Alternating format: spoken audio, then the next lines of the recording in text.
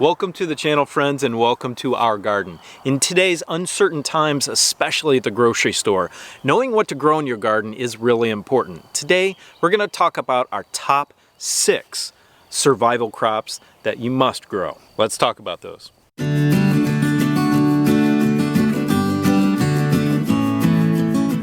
So in very difficult times, when you are trying to grow food for your family, you want to grow 2 types of food. Foods that are really nutritionally dense and foods that are calorically dense. So the best vegetables and fruits that you can find that have the most vitamins and minerals and have the most calories, because you're going to need that for energy, especially working on growing the food. Now today I'm going to talk about what grows best in our area, Zone 8 being Texas, but most of the things that I'm going to talk about will grow in any climate. But if you need to, go ahead and modify this list to best fit your needs. Now the very first thing you need to be growing in your garden are beans or legumes. And I want to lump those 2 together because in some instances beans grow better for people, in some instances lentils grow better for people, and peas grow better for people. Some of those grow at different times of years. So you can always be planting some sort of legume, and for us, we've got an issue with leafhoppers, which really attack our beans. We do well, we plant a decent amount of beans and we harvest as much as we can, but we also do plant peas. So you always do want to modify what you're planting per what your conditions are. So you can't just plant the same bean every year and have success with it. Sometimes the insect pressure on that specific variety is higher, or that specific type of legume is higher in one year than it is in another. So for as much space as you have, give a little bit of variety, not too much, but give some variety. Now the nice thing about beans is you have different types of beans. So if you're limited on space, you can grow something like a pole bean on a trellis like this. These are Chinese asparagus beans, long beans, string beans, whatever you want to call them. They're easy to grow. They still do attract the same pests, however, as our bush beans, which are the leafhoppers, and right now, we've got some aphids on them, so we need to treat that. Here we have some spring English peas. These will give us a lot this year. I have to work on the trellises a little bit, but they are similar in their nutritional value as any other legume, and they grow really easily, although they are susceptible to aphids. Now remember, anything you grow needs to be either calorie dense or nutritionally dense, but getting a good balance between the 2 is really important. Beans and legumes are super high in protein, and you need that in your diet. But they also have a ton of vitamins in them, and vitamins and minerals and all that nutrition that you need. And here's the other great thing about them is they store really well when dried or frozen or anything like that. So we grow a lot of pinto beans, and those beans you want to let dry on the vine. Those are great for storage, and they are really easy to do so. If you want to learn how to do that, we did a video about it. Check at the top of the screen. The next important crop to grow is corn.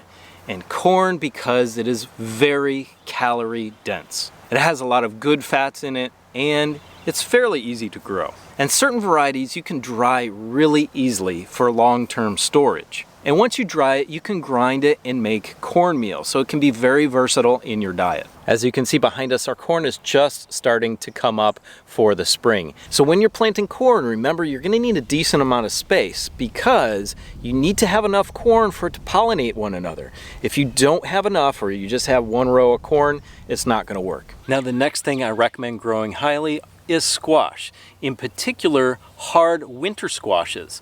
And that is because they store very well, and they're incredibly nutritionally dense.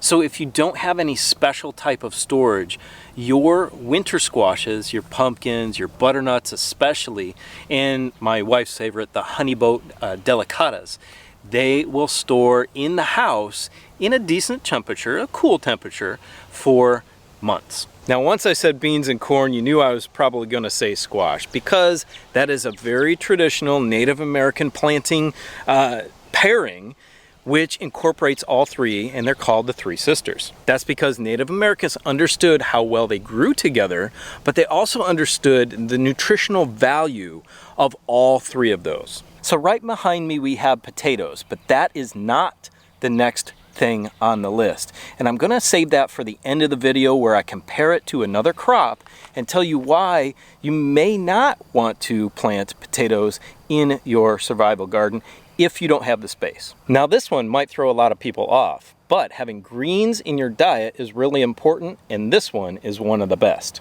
And that is the humble collard green. Why is it so important? It's because they are both incredibly heat tolerant and cold tolerant. And there's another one I'm gonna show you in a second that's in the same family. But it's important to have greens in your diet because it helps to build good blood. Blood is your life. You can see I've got some collards growing over here, and these are actually volunteers from the other ones that were here in this bed. But our whole bed here is dedicated to cruciferous vegetables. We've got some kale growing over here in the center. You'll have to excuse the random raspberry that decided to root itself in here. I'll have to transplant that and get it out of here. So in our greenhouse here, we do have collards, and these are infested by aphids right now, but I'm in the process of taking care of them. Unfortunately, we were gone for a little while, and the aphids did get to all of these. But we've got a couple of this special plant right here still looking really good, and this is Nero di Toscana. Now it's classified as a cruciferous vegetable. Some people call it a kale, some people call it a cabbage. It is delicious, whatever it is. So these plants will get very, very tall, and they produce a lot. And they're really easy to dry out the leaves and make little chips out of them. You can see how dark green these leaves are, and they provide more nutrition than your collard greens. And they are almost as heat and cold tolerant as the collard green. So I recommend putting both of these in the garden at the same time. Now the next thing I'm going to mention is not usually mentioned in videos about survival gardening, and I don't know why. It's because it's very important, and that is the tomato. So why am I mentioning tomatoes? Well, 3 reasons really, and the first one is that they are easy to grow.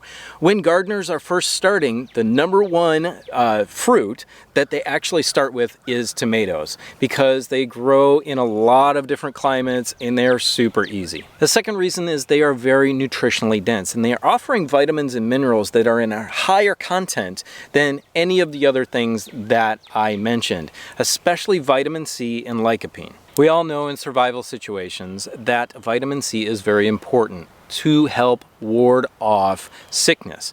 But the lycopene itself is also a powerful antioxidant. So eating a lot of tomatoes, having a lot of tomatoes in your diet is really important. And the third reason is if you are a beginner with food preservation, tomatoes are extremely easy to learn how to preserve in canning.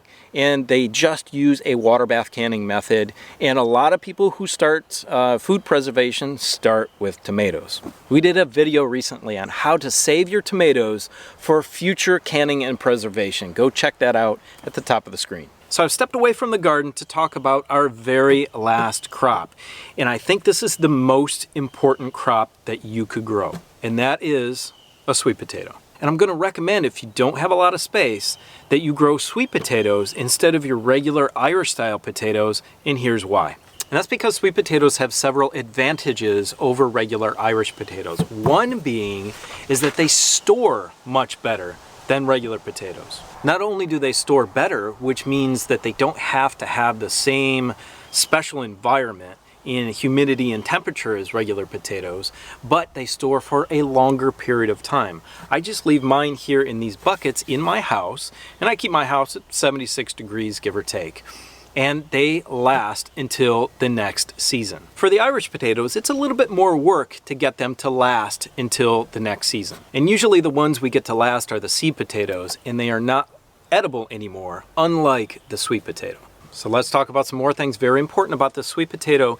It is higher in calories, it's higher in fat, and it has a greater overall nutritional value than the regular Irish potato. Now, regular Irish potatoes have a little bit more protein, but this tops the regular potatoes in every other category. And something else you can do with this plant that's very important is eat the leaves from it. So not only can you eat these roots, but you can eat the leaves. And the leaves are incredibly high in vitamin C. A lot of Asian cultures eat sweet potato leaves as a regular green.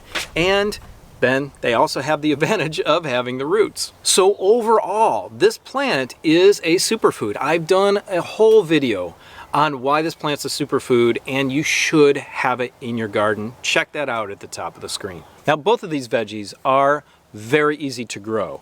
Sweet potatoes do very well here in the South. It's obviously known as growing in the South, but you can also grow them in northern climates. So if there was only one thing that you could grow this. The cool thing about the 6 fruits and veggies that I mentioned today is that the majority of them are very easy to grow for any gardener. So get started with those 6 today in your survival garden, and you will be way ahead of the curve. Have a beautiful, blessed day, and we will see you on the next video. Bye.